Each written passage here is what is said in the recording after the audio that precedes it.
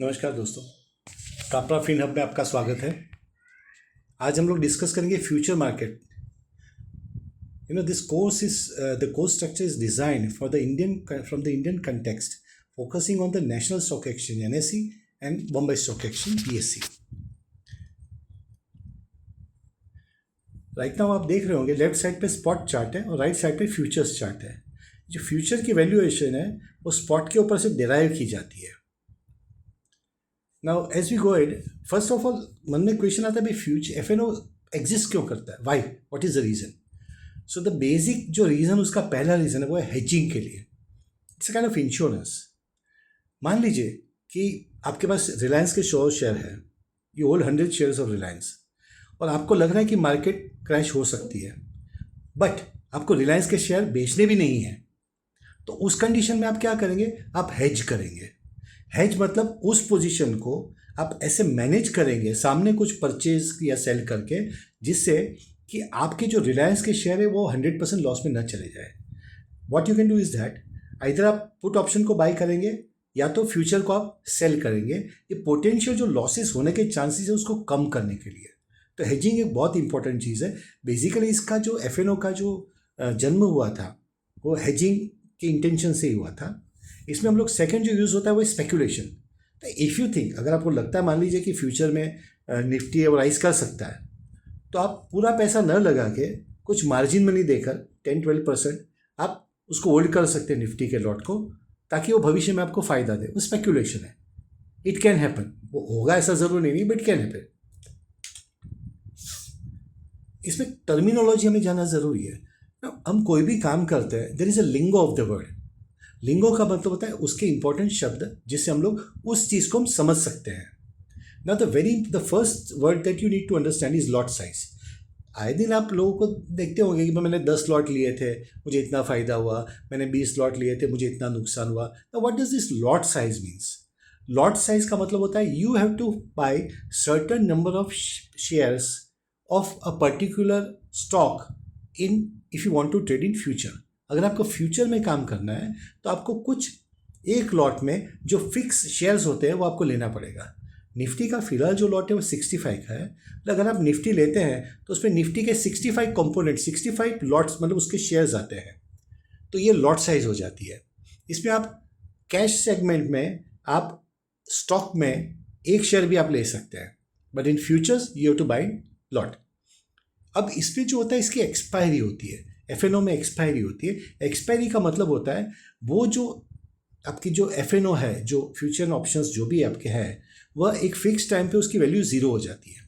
Okay, तो वो किन किन दिनों होती है। एक तो वीकली एक्सपायरी है जो इंडाइसिस की है। फिलहाल जो वीकली एक्सपायरी है वो निफ्टी और सेंसेक्स में है। मतलब हर वीक में निफ्टी की वीकली एक्सपायरी होती है और सेंसेक्स की भी वीकली एक्सपायरी होती है। एक होती है मंथली एक्सपायरी, जो स्टॉक्स की और जो इंडाइसिस, मतलब ये bank Nifty is right now monthly expiry. Bank Nifty Sensex, इनकी मंथली एक्सपायरी हो जाती है। ओके, सो नेक्स्ट इज, अब हम जो प्राइसिंग करते हैं इसकी, तो वो हम किस बेस पे करते हैं भाई, फ्यूचर की प्राइसिंग किस बेस पे हुई, तो वो हम निफ्टी के जो इंडेक्स है, जो उसकी स्पॉट वैल्यू है, उस पर से हम फ्यूचर क्रिएट करते हैं। SBI जो है उसका जो स्टॉक की जो वैल्यू है उसके बेस पे आप SBI का ऑप्शन, आप उसकी प्राइस उसको क्रिएट करते हैं।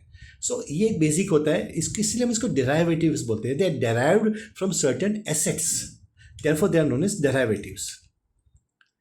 Now who are the players against whom we are trading. वो कौन लोग हैं जिनके सामने हम ट्रेड कर रहे हैं। तो 3 ग्रुप है। एक तो होते हैं रिटेल ट्रेडर्स, जिसमें हम भी है। वो इंडिविजुअल्स होते हैं जिनका कैपिटल स्मॉल होता है, जो हाई रिस्क और हाई रिवॉर्ड पर फोकस करते हैं। जब आप रिटेल के रूप में आप ट्रेड करेंगे ना, तो जनरली आप किसी भी रिटेल वाले को पूछना तो आपको ये बोलेगा मैंने 10% कमा लिया, मैंने 20% कमा लिया, मेरा या तो मेरा इतना लॉस हो गया, मेरा कैपिटल है वो ब्लो आउट हो गया, तो वगैरह वगैरह। तो retail traders they have got small capital, so it keeps on moving. Then the next one is the big one. They are the whales or the elephants. They are FII and DIIs, foreign institutional investors and domestic institutional investors. इनके पास huge capital होता है। ये market movers इनको बोला जाता है। जो बाजार में जो गति आती है, जो स्पीड आती है, वो इनकी वजह से आती है। थर्ड जो है वो प्रॉप डेस्क एंड अदर्स। आपने भी आजकल अल्गो ट्रेडिंग का तो सुना ही होगा। तो जो HFT जो बोलते हैं हाई फ्रीक्वेंसी ट्रेडिंग, ये सब जनरली ये सब अल्गो ये सब एक ही टाइप का है। तो बस स्पीड में ये लोग ट्रेड करते हैं, ये लोग मतलब सेकंड्स में लोग का होता है ट्रेड, और ये बहुत ज़्यादा ट्रेड्स लेते हैं। दे हैव गॉट दैट, और at the end of the day usually they are in profits only, but their trading volume is very huge. दूसरे लोग इसी में होते हैं बिग ब्रोकर्स, ऐसे इंडिविजुअल ब्रोकर्स है जिनके पास बहुत बड़ा कैपिटल है। अब वो भी लोग, उनके सामने भी आपको ट्रेड करना है। सो ये जो है ना, ये 3 ग्रुप ऑफ ट्रेडर्स है जिनके सामने हमें ट्रेड करना होता है। और सबसे बड़ी चीज़ है, trading is a zero sum game. अब जीरो सम गेम का मतलब समझते हैं। जीरो सम गेम का मतलब है, अगर एक ने फ़ायदा किया तो दूसरे का नुकसान हुआ ही हुआ है। मतलब वो मार्केट और बैलेंस में ही रहता है। If you made a profit then someone is in the loss, if you made a loss then someone is in the profit. So ये इसको जीरो सम गेम इसलिए बोला जाता है। अब हम लोग जाते हैं सेटलमेंट पे। There are 2 type of settlement, cash versus physical. जो कैश सेटलमेंट होता है वो इंडेक्स ऑप्शंस में होता है, और जो फिजिकल सेटलमेंट होता है वो स्टॉक ऑप्शंस में होता है। इंडेक्स ऑप्शंस में क्या होता है कि अगर आपने जो ऑप्शन बाय किया है वह eight the end of expiry, अगर वो ATM है और अगर उसमें आपको फ़ायदा है तो वो पैसा आपके अकाउंट में जमा हो जाएगा। ओके, और अगर आपको नुकसान है तो आप भूल जाइए, ख़त्म हो गया। स्टॉक ऑप्शंस में आपको फिजिकल डिलीवरी देनी होती है। इसमें क्या होता है वो समझते हैं। If you hold in the money stock options until the expiry of Thursday, you are legally obligated to either take the delivery of the actual shares or give delivery by selling them.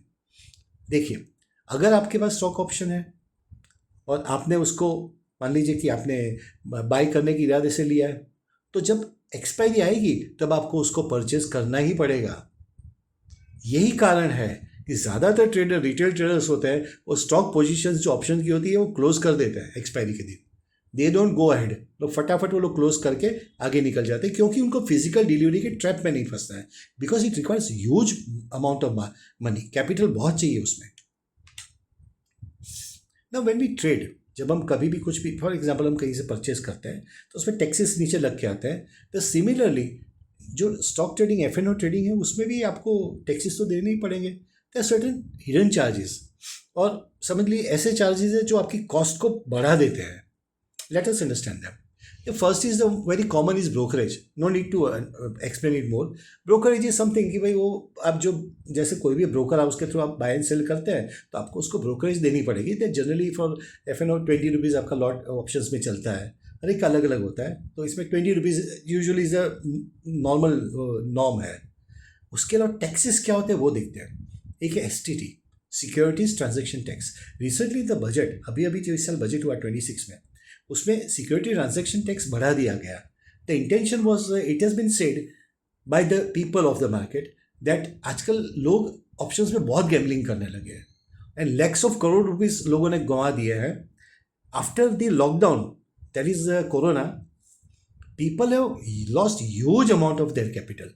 So government, you know, they are like parent to the country, तो वो लोग कहीं ना कहीं उसको balance करने की कोशिश करें। They are increase taxes so that valuation बढ़ जाए तो लोग अवॉइड करें। That can be one reason. Okay, so security transaction tax वो होता है जो सेल साइड पे होता है। When you sell any option you have to pay secure STT on that, वो गवर्नमेंट चार्ज करती है। एक्सचेंज चार्जेस होते हैं जो NSE और BSE चार्ज करते हैं, वो ट्रांजेक्शन फीस के रूप में लिए जाते हैं। जिन GST आपसे चार्ज किया जाता है, गुड्स एंड सर्विस टैक्स, वो आपके ब्रोकरेज पे लिया जाता है, डेट इज 18% ऑफ ब्रोकरेज, और जो फीस जो होती है उसके ऊपर भी आपको अप्लाई होता है। Then there are SEBI charges. SEBI charges, they are the market regulators, they charge small statutory fee because you are, you know, SEBI, they need to run the administration, so they charge small fees for which it is helpful for them. Now F&O margin क्या है वो हम समझते हैं। what is actually F&O margin? In India you don't pay the full value of the contract, instead you pay a good faith deposit called the initial margin. एक margin money दिया जाता है जिसके बेस पे आप कोई भी चीज़ बाई कर सकते हैं। ओके, तो ये मार्जिन मनी जो होता है ना, इसको कैलकुलेट भी किया जाता है उसको एक्सचेंज द्वारा। सो ये अपफ्रंट कुछ पैसा डिपॉजिट्स होती है जिससे आप आगे, फॉर एग्जांपल हम कुछ बाई करने जाते हैं अगर इंस्टॉलमेंट पे, तो हम डाउन पेमेंट देते हैं। It is very much like that. Span margin जो होता है ना, उसको कैलकुलेट किया जाता है। कैसे किया जाता है? एक सिस्टम है एक्सचेंज की, standard portfolio analysis of risk. Risk management में जो भी एक्सचेंज है वो लोग ने बहुत परफेक्शन उनका होता है। उन्होंने मैक्सिमम लॉस आपका जो पोर्टफोलियो उस पर कितना हो सकता है एक दिन में वो लोग कंसिडर करते हैं, और उसके बेस पे आपका वो स्पान मार्जिन आपका कैलकुलेट होता है। एक्सपोजर मार्जिन जो दूसरा टाइप का मार्जिन है, it is the buffer additional 3 to 5% to protect against the black swan events और एक्सट्रीम वोलेटिलिटी। अब ब्लैक स्वान इवेंट्स वो होते हैं जो अचानक आने वाले इवेंट्स हैं, अनएक्सपेक्टेड। ऐसा जैसे आपने कोरोना के बाद देख रहा मार्केट कैसे गिर गया था, so that was an unexpected, it was a black swan event. Extreme volatility भी हो जाती है, अचानक कुछ हुआ तो धड़ से बाजार एकदम ऊपर चला गया, एकदम नीचे आ गया, तो उसको मैनेज करने के लिए भी वो लोग एक्सपोजर मार्जिन लेते हैं। नेक्स्ट इज कैपिटल कितना रिक्वायर चाहिए। देखिए आप जब कभी भी ट्रेड करते हैं तो आप अगर बहुत ही वोलेटाइल स्टॉक्स में ट्रेड करेंगे तो आपको थोड़ा हायर मार्जिन देना पड़ेगा, ओके। और निफ्टी का उनका फिक्स मार्जिन होता है उसके लॉट के accordingly. Now mark to market and daily settlement वो हम समझते हैं कि MTM is a very common word है। जब आप कभी किसी ट्रेडर की बात को आप ट्विटर पे भी देखेंगे या कहीं देखेंगे तो बोलेंगे, वो लोग लिखते होंगे कि my MTM was this, my MTM was this. Mark to market मतलब at the end of the day what did you made, what did you make, how much did you get, how much did you lose. ये कैसे होता है, let us understand it. Today the market starts at 9:15 in the morning, why when it closes at 10:30 p.m. in the afternoon, late afternoon, if you are in profits, if your position is in profit, next day at 9 a.m. the money will be deposited in your account of the profit, and if you're in loss, then next day 9 a.m. the money will be debited from your account. This is a very simple thing to understand. पैसा आया, profit आया तो आपको मिल जाएगा 9 बजे सुबह में, next day आपके अकाउंट में जमा हो जाएगा। अगर पैसा गया, लूज हुआ, आपने लॉस किया, तो नेक्स्ट डे आपके अकाउंट से कट जाएगा।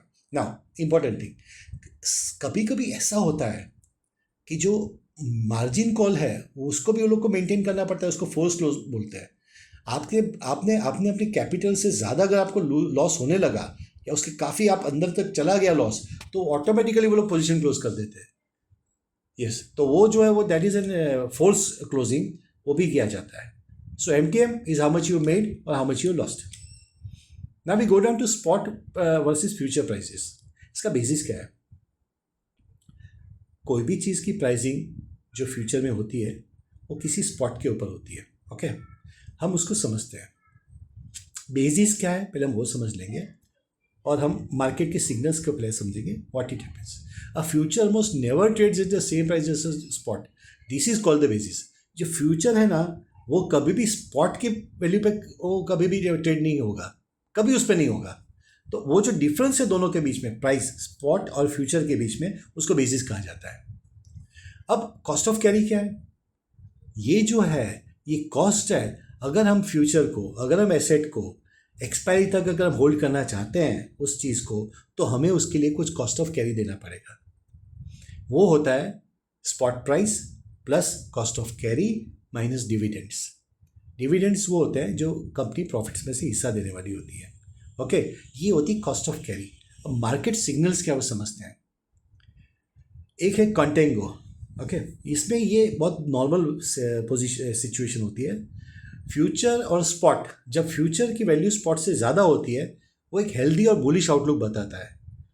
उसका मतलब है कि जो बायर है वो ज़्यादा पैसा देने को तैयार है, बाजार है वो तेज़ी की तरफ जा रहा है। बैकवर्डेशन है वो एबनॉर्मल पोजीशन है, वो पैनिक बताता है, जिसमें फ्यूचर की प्राइस स्पॉट प्राइस से कम हो जाती है। इसका मतलब निफ्टी की जो स्पॉट है उससे निफ्टी के फ्यूचर की प्राइस कम होगी, तो वह बैकवर्डेशन कहलाता है, ओके। ये पैनिक सिचुएशन है और इसमें जनरली बेयरिशनेस कही जाती है। और इसमें काफ़ी ज़्यादा मतलब एक जैसे कई एग्जांपल्स होते हैं। फॉर एग्जांपल कोई अभी अचानक कुछ ऐसे न्यूज़ आ गया कि भाई फलाना ये हो गया, टैक्स बढ़ गया, ये हो गया, वॉर हो गया, तो जो अचानक सिचुएशन आती है वो बैकवर्डेशन हो जाता है। उसमें कई बार ये सिचुएशन देखी जाती है। Now we go down to the roll over, जिसको मंथली साइकिल में बोला जाता है। देखो इंडियन कॉन्ट्रैक्ट है ना, उसकी मैक्सिमम लाइफ जो है वो 3 मंथ्स की है, जिसको हम 3 भाग में बांटते हैं, नियर, नेक्स्ट एंड फार। उससे ज़्यादा आप कॉन्ट्रैक्ट को होल्ड नहीं कर सकते। अब जैसे जो भी एक्सपायरी है उस मंथ की एक्सपायरी पे आपको सेल ऑफ कर देना पड़ेगा। अब अगर आप लगता है कि जो चीज़ आपने बाय की है फ्यूचर में वो नेक्स्ट मंथ भी ऊपर जा सकती है, आपको ऐसा लगता है, या आपने अगर सेल की है तो नेक्स्ट मंथ आपको लगता है नीचे जाएगी, तो आपको eight the end of the month, this month मतलब नियर जो मंथ है, उसमें आपको इमीडिएटली सेल करना पड़ेगा उसको, और फिर तुरंत उसको फिर बाई करना पड़ेगा। उसको रोल ओवर बोलते हैं। तो जनरली जैसे अभी हमको लगता है कि भाई ये अभी फेब्रुआरी है, फेब्रुआरी में आपने कॉन्ट्रैक्ट लिया, अभी फेब्रुआरी में थोड़े टाइम में उसका वो एक्सपायरी आ जाएगी, आपको लगता है कि मार्च में भी ये चीज़ ऊपर जा सकता है प्राइस, तो आप उसको लास्ट डे जिस दिन एक्सपायरी होती है उस दिन आप उस कॉन्ट्रैक्ट को क्लोज करेंगे और तुरंत ही उसको सेल करके नेक्स्ट आप तुरंत ही उसको बाय कर लेंगे। तो इसको रोल ओवर कहा जाता है। इसकी कुछ कॉस्ट होती है। ओके, जो कॉस्ट होती है वो डिफरेंस बिटवीन द 2 मंथ्स आपको देनी पड़ती है, और जनरली वो कॉस्ट थोड़ी हाई होती है, क्योंकि नेचुरली नेक्स्ट मंथ का जो एक्सपेक्टेड अगर आपको हाई है तो सभी एक आपका आउटलुक है तो काफ़ी लोग का आउटलुक होता है, तो उसकी प्राइस जनरली हाई होती है। अब यहाँ तक तो हम पहुँच गए। सो लेट अस अंडरस्टैंड अब आगे व्हाट ओपन्स अप, आगे क्या खुलने वाला है। We will understand options, its types and how to trade them in upcoming videos. ये आने वाले समय में हम लोग ऑप्शन, उसके क्या प्रकार है और उनको कैसे ट्रेड किया जाता है, उस पर हम चर्चा करेंगे, हम उसके आगे समझेंगे, उसको सीखेंगे। It was a great experience sharing the material with you all. ये आप सभी लोगों के साथ मेरा जो इंटरेक्शन हुआ उसके लिए मैं बहुत खुश हूँ, मुझे बहुत अच्छा लगा। आप सबको all the best from Kapra finer. नमस्कार।